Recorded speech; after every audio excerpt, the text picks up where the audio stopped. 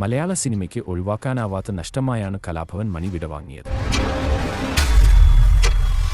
മരണസമയത്ത് മണിയുടെ ശരീരത്തിൽ വിഷാംശമുണ്ടെന്ന് സ്ഥിരീകരിച്ചിരുന്നെങ്കിലും ഇതുവരെയും മരണകാരണം വ്യക്തമാക്കാൻ പോലീസിനായിട്ടില്ല.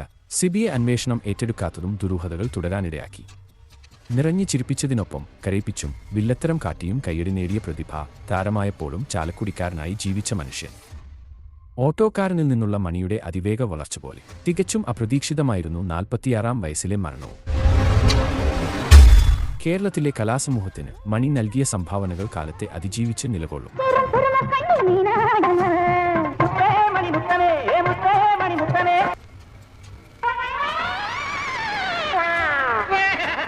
കലാഭവൻ മണി ഒരു വ്യക്തിയല്ല, മറിച്ച് മലയാളി പ്രേക്ഷകരുടെ ഹൃദയത്തിൽ ജീവിക്കുന്ന ഒരനുഭവമാണ്. ഏതൊരു മീനിന്റെ ജെട്ടി ഊരി പോകുന്ന തോന്നണേ. ജെട്ടിക്കൊക്കെ ഭയങ്കര വിലയാ. നോൺസെൻസ് നൈക്കഡ് ഫിഷേഴ്സ് ജെട്ടി ഇട്ട് നടക്കൂ. ഈ ലോകം വിട്ടു പോകാൻ ഇനി ഏതാനും ദിവസങ്ങൾ എനിക്കുള്ളൂ.